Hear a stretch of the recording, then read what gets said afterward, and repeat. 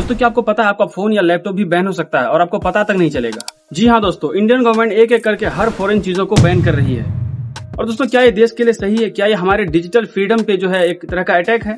इस बारे में हम इस वीडियो में पूरी तरह से जानेंगे, हर चीज का ब्रेकडाउन करेंगे, तो वीडियो में लास्ट तक बने रहिएगा। तो दोस्तों स्वागत है आपका फिर से एक नई वीडियो में। चैनल पे नए हैं तो चैनल को सब्सक्राइब करें, वीडियो को लाइक करें, दोस्तों में इन्फॉर्मेटिव वीडियो है तो शेयर जरूर करें। दोस्तों पहले हम जानते हैं इंडिया में आखिर क्या क्या बैन हो चुका है। थोड़ा सा फ्लैशबैक में चलते हैं और देखते हैं क्या क्या बैन हुआ है। दोस्तों 2020 में 59 चाइनीज ऐप्स बैन हुए थे, जिसमें से कैम स्कैनर, शेयरइट और यूसी ब्राउजर जैसे फेमस एप्लीकेशंस थे। Ministry of Information and Technology invoking its power under Section 59A of the Information Technology Act, read with the relevant provisions of the Information Technology Procedure and Safeguards for Blocking of Access of Information by Public Rules 2009, and in view of the emergent nature of threats, has decided to block 59 apps. फिर 2021 में PUBG ban हुआ, एक बहुत ही मशहूर खेल। जब ये खेल शुरू में लॉन्च हुआ था तो इंडियन यूथ में एक क्रेज था इसका। फिर इसको दोबारा रिलीज किया गया BGMI के नाम से। 2024 में VPNs पे क्रैकडाउन आया और नए रूल्स इंट्रोड्यूस हुए साइबर सिक्योरिटी को लेकर। दोस्तों आप नोटिस कर पा रहे होंगे एक पैटर्न दिख रहा है फॉरेन चीजों को धीरे धीरे पूरी तरह से इंडिया से बैन करने का। अब सवाल उठता है कि गवर्नमेंट ये सब क्यों कर रही है। तो सबसे पहली चीज है data security and national safety. बहुत सारे foreign software Indian data collect करती है और अलग अलग कंपनीज को बेचती है। और दोस्तों जो लोग आर्मी में रहते हैं उनको टिकटॉक और ट्रू कॉलर जैसे एप्लीकेशन यूज करने से मना भी किया गया था। और Xiaomi के फोन्स में भी एलिगेशंस आए थे डेटा लीक करने के। और दोस्तों फॉरेन सॉफ्टवेयर को बैन करने का एक रीजन ये भी है डिजिटल इंडिपेंडेंस। दोस्तों इंडियन गवर्नमेंट चाहता है कि इंडियन यूजर का जो डेटा है वो इंडियन सर्वर पे ही स्टोर हो, ना कि किसी बाहरी देश के अलग सर्वर पे। इसलिए दोस्तों इंडिया में लैपटॉप और फोन्स का जो है इम्पोर्ट थोड़ा सा कम कर दिया गया है और कोशिश की जा रही है कि ज्यादा चीजों का उत्पादन जो है इंडिया में ही किया जाए। और दोस्तों इंडिया का एक बहुत ही फेमस डायलॉग है कि आत्मनिर्भर युवा आत्मनिर्भर भारत। और गवर्नमेंट भी जो है अपने हर बनाई हुई चीज पर मेड इन इंडिया प्राउडली लिखती है और उन्हें गवर्नमेंट प्रमोट भी करती है।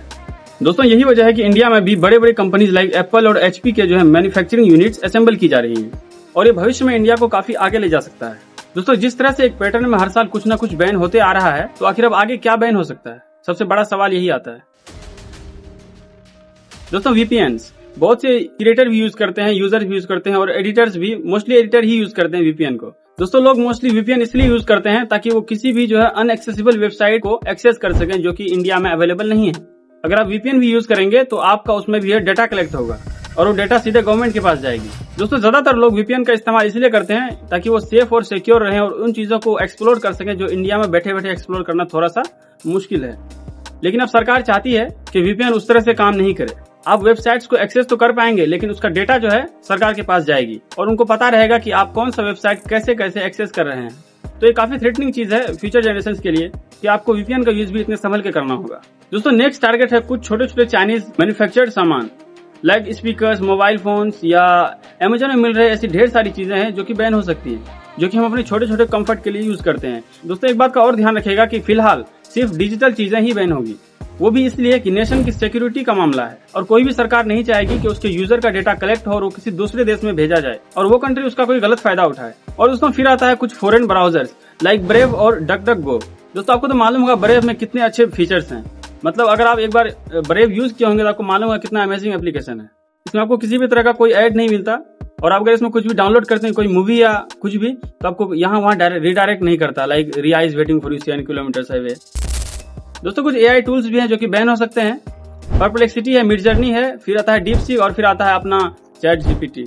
ये भी सिक्योरिटी रीजंस की वजह से बैन हो सकता है। दोस्तों मुझे खुद कहते हुए अच्छा नहीं लग रहा कि ChatGPT और डीपसीक दोनों बैन हो सकता है, क्योंकि भारत अपना ChatGPT ला रहा है अगर आपने वो वाला वीडियो नहीं देखा है तो उसका लिंक जो है डिस्क्रिप्शन में है, तो आप वो वाला वीडियो जरूर देखें कि भारत का अपना ChatGPT कैसा होने वाला है और क्या है वो। तो अगर आप किसी भी फॉरेन एप्लीकेशन या सॉफ्टवेयर का यूज करते हैं तो दोस्तों स्टे अलर्ट, कभी भी कुछ भी हो सकता है, क्योंकि आपका डेटा इंडियन सर्वर पे स्टोर नहीं हो रही है और जिम्मेदार सरकार नहीं होगी। दोस्तों आप समझते हैं क्या ये हमारे लिए सही है या हमारे डिजिटल फ्रीडम को एक्सप्लॉइट किया जा रहा है? दोस्तों अगर लोगों से पूछे तो इसके कुछ मिक्स्ड ओपिनियंस हो सकते हैं। कुछ लोग कहेंगे सही है, कुछ लोग कहेंगे हमारा डिजिटल फ्रीडम जो है छीना जा रहा है। बेसिकली हमारे जैसे युवा हैं उनके लिए तो भाई काफी गलत है, क्योंकि हम कई ऐसे एप्लीकेशन यूज करते हैं जो इंडिया में है ही नहीं, कई ऐसे सॉफ्टवेयर यूज करते हैं जो इंडिया में अब तक बना भी नहीं है। तो ये थोड़ा सा हमारे लिए जो है वो हो सकता है तो इसके कुछ पॉजिटिव साइड्स है जो कि आप समझ सकते हैं कि इंडियन डेटा इंडियन सर्वर पे जो है स्टोर होगा।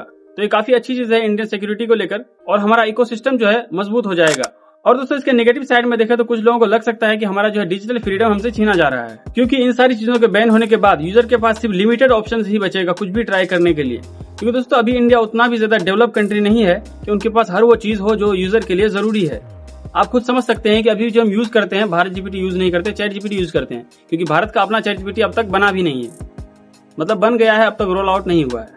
तो ये तो बेसिक चीजें हैं, इन पे ज्यादा बात करने की जरूरत है नहीं, आप खुद समझ रहे हैं क्या अच्छा है क्या बुरा है। तो दोस्तों कमेंट में जरूर बताएं कि आपको क्या लगता है, क्या ऐसा होना सही होगा इंडिया के लिए, या इंडिया को चाहिए कि पहले अपने ऐसे सॉफ्टवेयर और एप्लीकेशंस बना लें जो यूजर के ऑप्शन को और बढ़ाए। क्या ये ऐपों का बैन होना लगातार एक पैटर्न के साथ क्या ये सही है? कमेंट में जरूर बताएं। आज का वीडियो यहीं पे रखते हैं, मिलते हैं फिर से एक नई वीडियो में। तब तक के लिए देखते रहे नाइट विजन के पुराने वीडियो। जय हिंद दोस्तों।